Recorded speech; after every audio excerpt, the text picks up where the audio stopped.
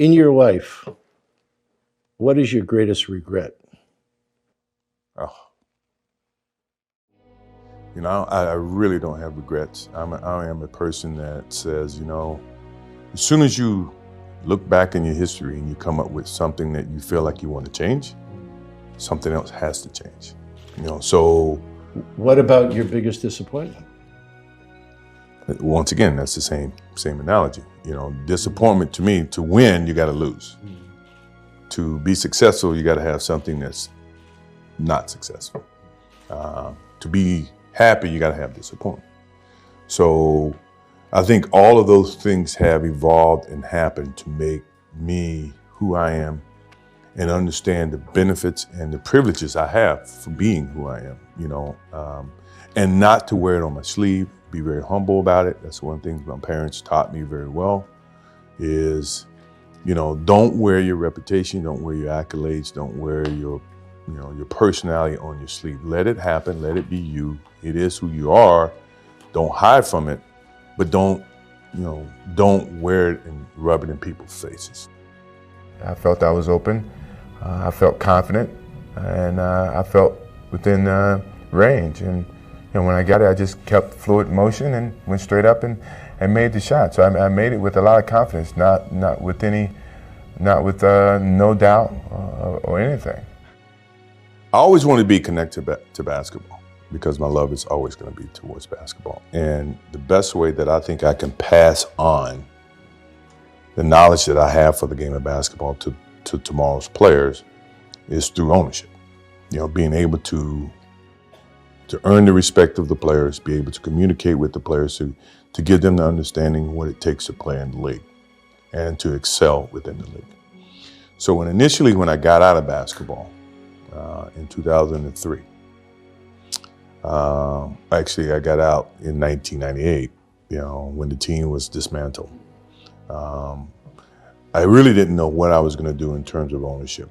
So I looked at, and I was presented an opportunity to be a part of a ownership in Washington from a general manager standpoint. And with that came an education of understanding what it took.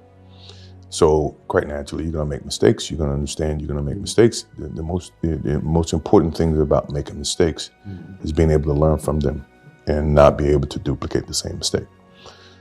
If you have a good game, your game is going to say that. You don't have to say it. So I guess just trying to play down some of the trash talking, animosity that's in words and the whole promotional thing. Let your game be your promotion. The thing that I remember the most about my father, rarely do I get the chance to talk about him, but the thing that I do remember all the time, I think about him practically every day, is for a person like myself who live in the spotlight and is so critical, from people all the time in terms of what I do, what I say, where I go. The thing he's always said, take a pause before you make a decision and say, what if? And the purpose for saying what if is that whatever decision you make, always either going to have consequences, either pros and cons. No, but you obviously listened to your father, because in the very beginning, you spoke about being humble, not shouting about who you are and what you've done, and just being within yourself. Sure. And a lot of kids growing up may start that way because of their parents, but don't end up that way. Right. You ended up that way. Well, once again, it's not just my father. My mother calls me practically every day, reiterating, keep your nose clean. She ends the conversation. People are watching. People are learning. People are paying attention. And, the best news in today that sells is negative news. And not that I live in a box to where I'm afraid to do things.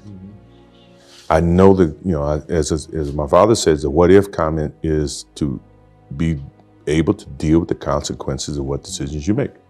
And you think about that. If you think about the consequences, pro or con, you make the right decisions that you feel is the right decision. Now, all the decisions I made, other people may view to be not the right decisions from their perspective.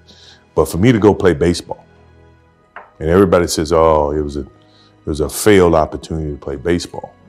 You know, that's what they think. For me, it was the best thing that could have happened for me because it allowed me to go back to the game with a stronger passion. People don't see that, and people will never understand that to be success. You know, all they think about, well, he batted .202, you know, and he struck out a certain number of times. Yeah, okay.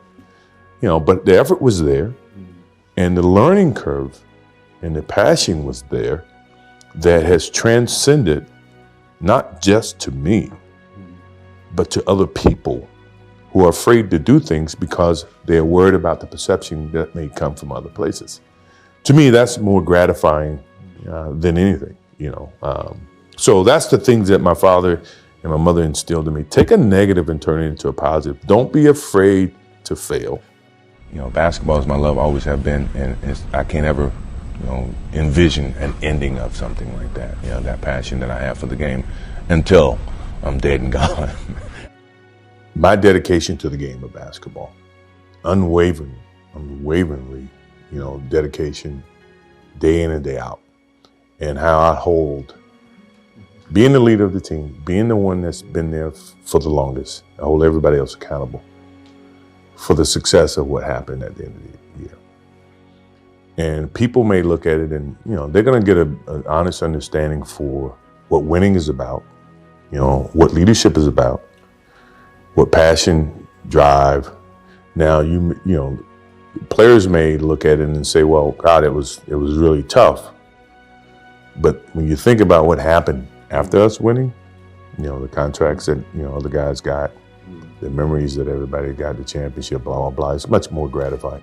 The biggest thing about it for me was duplication, being that staying on that highest of level of excellence, you know, showing that, you know, it's not easy to get here, or once you get here, it's harder to stay. And the challenge of staying and playing at that same level was the beauty that I saw.